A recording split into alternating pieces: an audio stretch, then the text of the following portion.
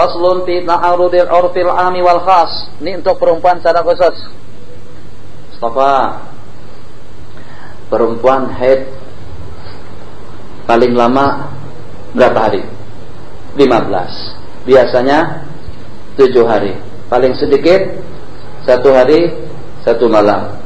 Kalau kebetulan kita kawin dengan seorang perempuan yang haidnya hanya setakat 2 jam saja dalam 1 bulan, 2 jam saja, jadi dia akan lebih daripada 2 jam. Senang kan? Seronok tak? Seronok. Cuma tak seronok. Orang puasa 15 hari, dia puasanya setakat 1 jam saja. Kalau yang 15 hari haidnya, Masya Allah, tabarakallah. Jadi sepanjang hidup dia dengan istrinya tadi itu, dalam tiap bulan dia kena puasa 15 hari lah. Itu puasa syar'i. Ada puasa lugawi, ada puasa syar'i. Jadi tak boleh. Wa yas'alunaka 'anil mahid qul huwa adza fa'tazilun nisaa fil mahid. Jauhi istri-istri kamu pada waktu mereka sedang haid. Tak boleh kita dekat dengan dia. Kita mau tak mau kena puasa. Kalau pada istri dalam keadaan uzur. Kalau istri cuma uzurnya setakat dalam 2 jam saja dalam 1 bulan, kan senang, kita tak pernah puasa, buka terus.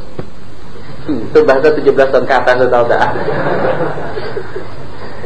Itu sudah 17 tahun ke atas semuanya tafalah dengan bahasa yang macam tu. Jangan terlalu lucu, ini tak lucu, ini hukum. Jadi, bagaimana ceritanya? Kalau kebetulan ada dengan seorang wanita haidnya tidak lebih daripada 2 jam saja tiap bulan, kita perlakukan perempuan ini masa haid yang paling sedikit berapa lama?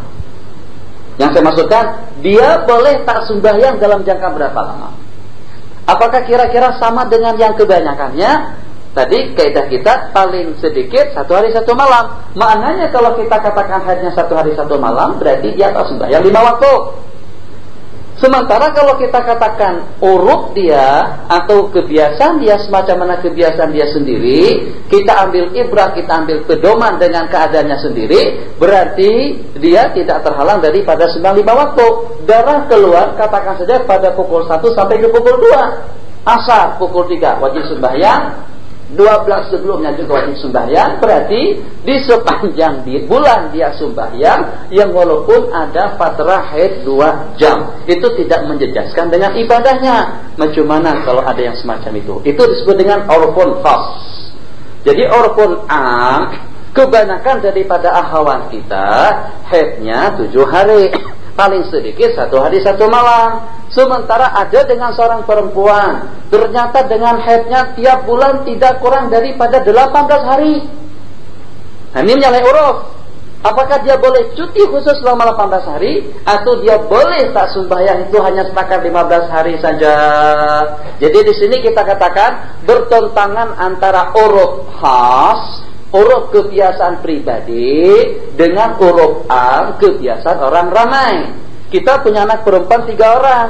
Daripada yang 4 orang, daripada yang 4 orang tadi itu, 3 orang haidnya 10 hari, 10 hari, 10 hari. Sementara yang satu ini haidnya 20 hari. Apakah yang 20 hari tadi itu kita ikutkan kepada adik-beradik dia, haidnya 10 hari saja, atau dia ikut urut dia sendiri dengan arti haid tiap bulan 20 hari? Jadi ulama mengatakan an-nadiru la hukmalahu, benda yang pelik itu tidak mempunyai hukum, maka dengan yang haidnya 20 hari tadi itu akan diikutkan kepada kebanyakan masa haid 15 hari. Yang haidnya 1 jam akan disamakan hukumnya dengan haid yang 1 hari 1 malam. Berarti yang haid 1 jam tadi itu tak boleh tidak sembahyang. Mohon maaf, tidak boleh sembahyang. Yang walaupun darah keluar hanya setakat 1 jam saja, tapi untuk 24 jam dia tidak boleh puasa, dia tidak boleh sembahyang. Maknanya uruf khas tadi itu diikutkan kepada uruf am. Qala wadhabitu, babitnya idza kanal mahsusu mahsuran, kalau seandainya yang khusus tadi itu terbatas, lam yu'athir, itu tidak mempengaruhi. Tapi macam mana kalau sebuah kampung misalnya kita tanya, "Ustaz duduk mana?" Katanya, "Ustaz, saya ini asli dari Rembau." Rembau di mana? Oh, masa Malaysia tak tahu Rembau? Astagfirullahaladzim, innalillahi, dekat kiamat sudah. Di Negeri Sembilan ada Rembau, ada Pusat Fuad, saya pernah ke situ. Jadi di daerah Rembau itu pada waktu kita tanyakan kepada wanita-wanita di sana, rata-rata dengan mereka tuh haidnya cuma hanya sekitar 10 jam saja. Semuanya macam tuh. Jadi kalau kita ingin tahu berapa jumlah wanita-wanita di Rembau, jelas tidak terhitung. Ini urfun khas tapi ramai, ghairu mahsur. Sementara tadi urfun khas orangnya cuma 3-4 orang saja. Yang 3-4 orang ini tak ambil kira, tak diambil kira. Jadi diikutkan kepada keadaan yang terbanyak. Tapi kalau ternyata yang semacam itu tidak terhitung banyaknya, katakan saja di sebuah daerah nih hukum, kalau kebetulan dengan kita bercocok tanam, kita ada kebun durian, kebun rambutan, tanam tanaman, ternyata di siang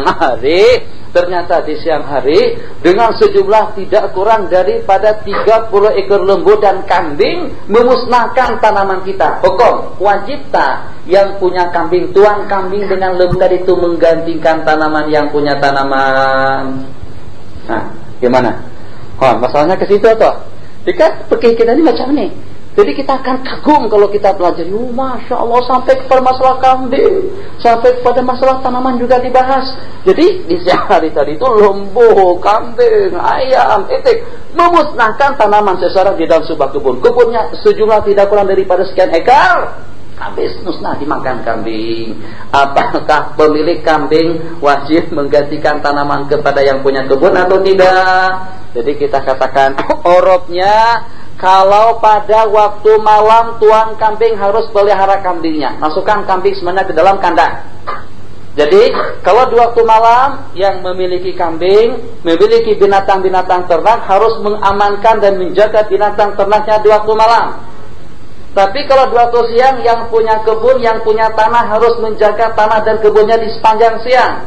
Jadi kalau pada waktu kita melepaskan kambing kita ke sana dan kemari, terus dengan kambing tadi itu memakan, memusnahkan, menghabiskan tanaman daripada yang punya tanaman di siang hari, si yang punya kambing tak wajib menggantikan tanaman yang dimakannya. Kenapa? Sebab yang punya kambing tidak wajib menjaga kambingnya di siang hari. Dia berkewajiban menjaga binatang ternaknya di waktu malam. Sementara yang punya kebun wajib menjaga kebunnya di siang hari dan tidak wajib menjaganya di waktu malam. Kalau kambing tadi itu menghabiskan tanaman orang lain di waktu malam, kita katakan pemilik kambing, tuan kambing harus menggantikan tanaman yang dimakannya. Kenapa? Sebab di malam hari kambing dikorong, di siang hari kambing dilepas. Macam itu juga halnya dengan ayam. Lain dengan uruk kita kan. Uruk kita macam mana?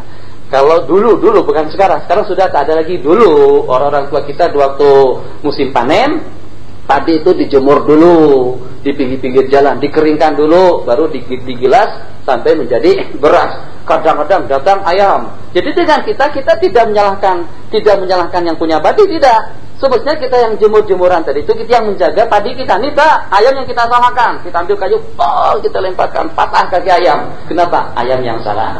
Enggak, ayam tak salah. Dia bukan mukallaf, satu, yang pertama. Kemudian yang kedua, sahibud dajajah, dia tidak berkewajiban untuk mengurung binatang ternaknya di siang hari. Qala kama law kana adatu imra'atin fil hadis, bagaimana kalau adat kebiasaan wanita dalam masalah haid kurang daripada kebiasaan wanita-wanita, ruddat, maka dengan adat si wanita yang satu orang tadi itu kepada kebiasaan itu 7 hari.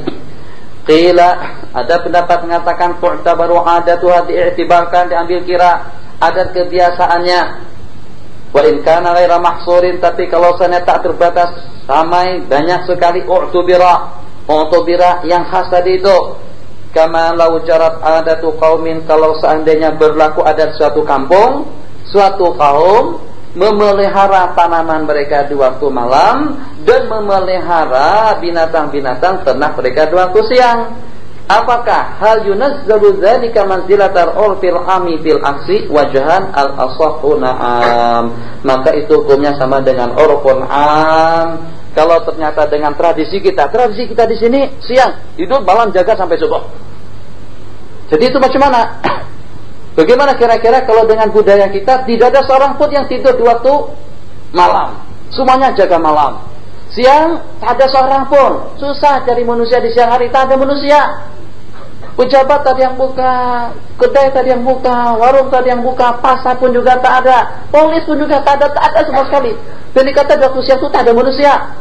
Kenapa? Adat istiadatnya di daerah itu kalau yang namanya malam siang, yang namanya siang jadi malam. Kita katakan kena rama yang semacam itu, berarti itu sama hukumnya dengan urfun am. Yang walaupun tadinya khas, tapi hukumnya sama dengan am. Jadi kalau kita katakan ente mau kerja berapa, bukan lagi ente mau bekerja berapa lama. Jadi istilah ente mau kerja berapa lama, bukan lagi mau kerja berapa hari. Hari itu sudah tak digunakan. Jadi kalau pada tudingan yang seperti itu kebiasaannya kita katakan ente mau bekerja berapa malam dengan saya. Kenapa? Sebab malam hari itu sudah menjadi tradisi mereka untuk mereka buat kerja.